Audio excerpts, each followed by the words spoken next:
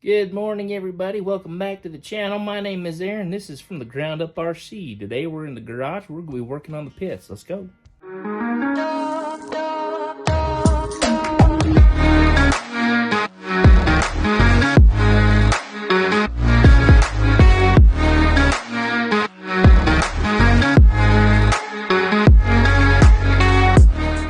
Alright, so we're going to continue where we left off. This is all glued up. I already took the pins and the clamps off, and so we got to trim this piece up from right here all the way to over here and kind of make it look like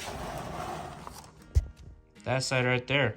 Got to sand this stuff, make it all nice and smooth. So there she is, all done. I just took this this square stock here and held it up just kind of like that and followed it with the razor blade and cut that line nice and straight, sanded it all up, sanded our seams, sanded our front, gave a little round over. I don't know what I want to do with right here.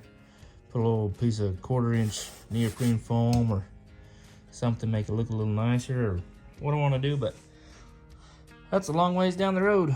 So we got the wing off. I think I'm going to work on getting these tanks, figure out how I'm going to mount them. We're going to do smoke and gas, so, but I think they got to sit right about there. The balancing points right around here off the top wing. So I think if we center that, we'll have the same flight characteristics, takeoff or empty landing. So got to figure that out. I think I'm going to put a plate here so we can slide them in and down and strap them on. That's pretty much what we come up with for mounting the tanks.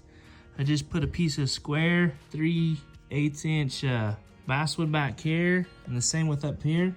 We just cut a little 45 notch to fit on that piece, and then a little piece of plywood. We'll drill some holes and cut some notches. We'll put a Velcro strap around it, but I think that should do it.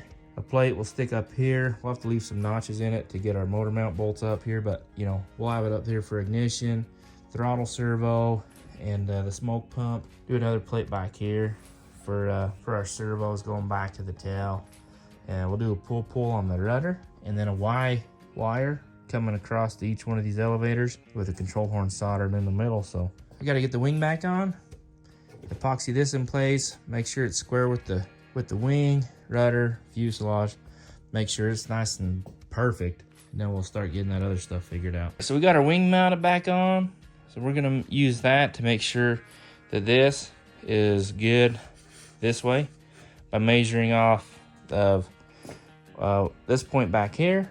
We're going to come up to this point right there off the spar itself, not the sheeting. So we're going to do that.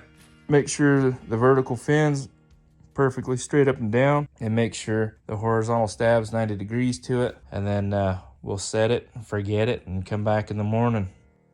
Oh, there it is. All glued in. Pretty much looks the same, I guess. But I used 30-minute epoxy. Glued on the bottom here, and then after that dries, go ahead and fill this gap.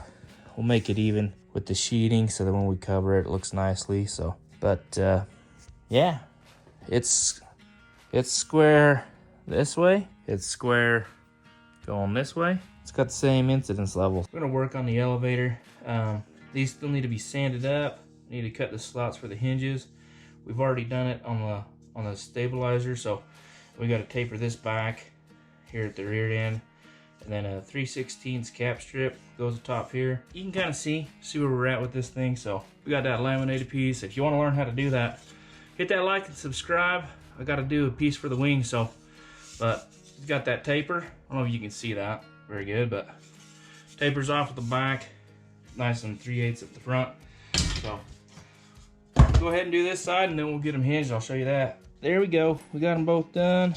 Took them, kind of held them up next to each other. Relatively same thickness at the back. So now we're gonna go ahead and cut the slots for the hinges. In the past, I've used these little things from Dubro. They work pretty good on balsa, but if you can kind of tell, that's all skew wampus from the basswood. So I think what I'm gonna try and do is burn it and make a little bit of smoke, but we'll just use a Dremel and a cut-off wheel and plunge it in there, make that work. I'll show you when we get that done. There she is, installed.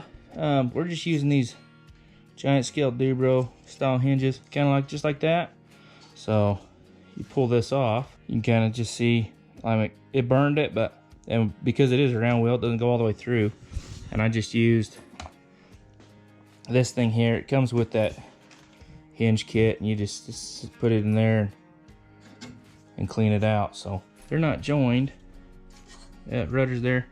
We do a pull system on the rudder, and then the plans call for a piece of music wire going in between those two, and then a horn getting soldered in right there in the middle, so we don't see control horns on the elevator. So if I don't like it, or if I don't feel like it's going to be strong enough, we'll put a block in right here, and we'll do a dual elevator servo setup. So anyhow, till next time.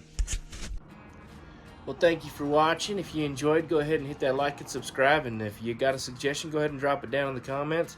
Here in a couple weeks, we're going to be fixing this thing right here. It's built off of a slow stick airframe and whatnot. But anyhow, we built a new wing for it, new tail section, and we were running off the Par 370 with the gearbox, but when I smashed it into the ground a couple weeks ago, kind of ruined that gear, and I don't believe we can get any more of them. So we're going to switch over, and we're going to put a Park 480 in it, and Outrunner, and build a motor mount for it, and a better battery tray, and better wing seats. So tune in for that, and we'll see you next time.